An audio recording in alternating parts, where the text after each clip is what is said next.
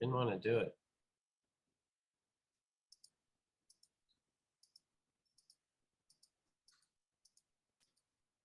Oop, there it is. See what this gets us. It's looking good on our EMAs too. We're above every EMA at this point. You can see 20, 20, 20. And then we're also above on that momentum RSI. So kind of already got our TP set up there. So it's a low pip. It's only about 12 pips that we're risking.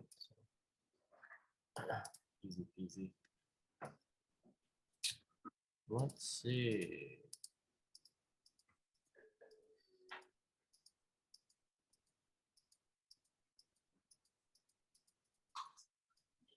Came so close. That's a hard one.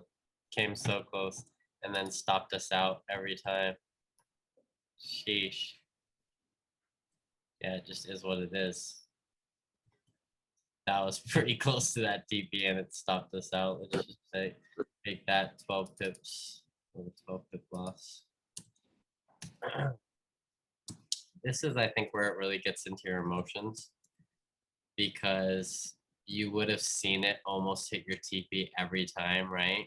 And you gotta wait for it to hit that TP, because a lot of times we'll let it hit our stop loss, but we won't let it hit our TP. You gotta let it hit your TP. That would have been almost 18, 20 pips. So you would have seen your account up 17 pips. You would have, and you know what I mean? And then you would have lost at the end of the day. So that's like an emotional thing. Again, something you just gotta know you're gonna take losses. That one would have been hard, I feel like, just because of how that worked out. It was so close to those TPs every time.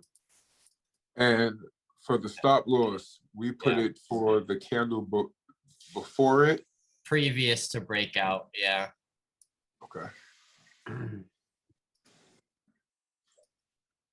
Yeah, that's gonna give you the tightest stop loss, and that was right there. I mean, that was almost still below structure. I did 12 pips, so it really shouldn't have come below this if it was gonna stay, but might have been a little. It looks like it's already coming back up to where we were looking to trade, but it's kind of just in consolidation too. So look at this 4 hour, see if we can take advantage. Yeah, we see it on the 4 hour, right? So we're really right here. And then I'm still gonna say that break right there. Somewhere around here. Down to that 30-minute. Yeah, I think it's still just got to break above that high right there. So I'm gonna leave that. I'm gonna leave that there. But as far as this low, we could say possibly if it breaks out from here, we could take that for the sell. I'll down 5 minutes, see exactly where we want it to break out from. You see it's a little lower actually. It's more like here. I'll put it to this point right here. You see that? So I'll put it a little lower than those guys. Back up to 30. Yeah, so if we can get it to close below all this over here, that would be good for a sell. And then we'll see where our EMAs are when we hit that situation also. Almost, you see though? Yeah, and then it shot right up. So that's why we can take advantage of that during the HFX, but okay, that's a breaking zone right there, right? Our EMAs are looking good for it, right? Every EMA, it's above every EMA.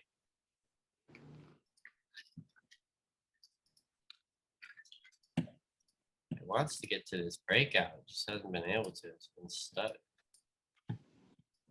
It'd be a big stop loss. Not too big. Again, this cat JPY, so it's good for a small account. It's only about 15 pips. 15. Like really, like it should be down here because you want to get it below all this traffic right here. You know what I mean? Because it could. Yeah. Just gonna pull it 15 pips. Let me do 15. Just because that's pretty much below the candle breakout, but it's also like a little below this situation right here. So give me a little bit more cushion. Let's see here. Take profits. we could technically make this a take profit right here. That little spike right there. That just seems too close though. So I'm gonna just let it rock how it was. I'm gonna say I want it to get up all the way up there. I mean, if this thing's gonna break out, we're talking about a 4-hour breakout. That's 1.7, so yeah, that's what I'm looking for anyway. So try to see if we can get there.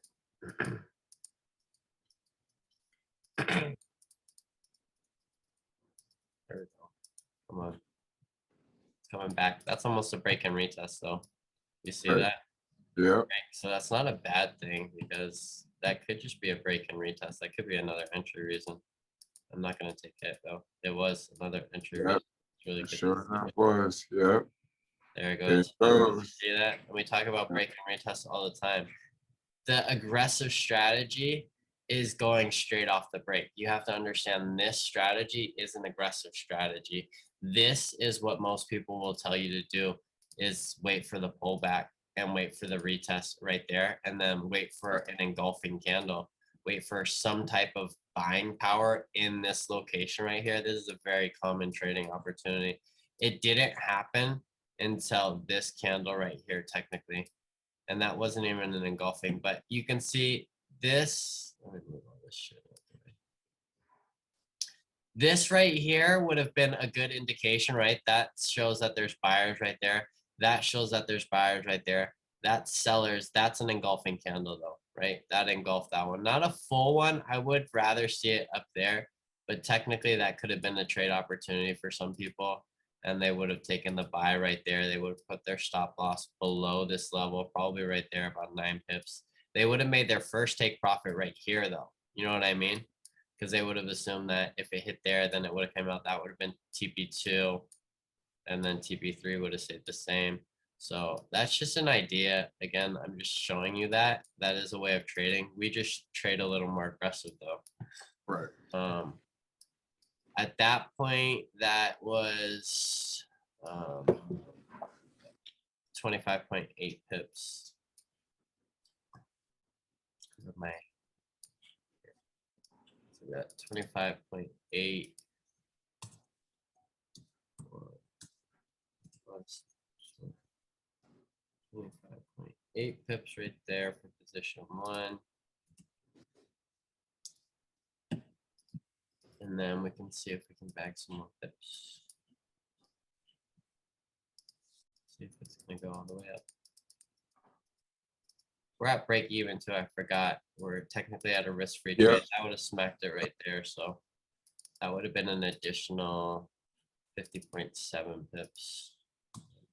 Position 2, 50.7 pips. So you can see that would have been a total of 5, 6, 7, 75 pips. So that would have been pretty good. Get out of this now. I'm gonna just delete everything.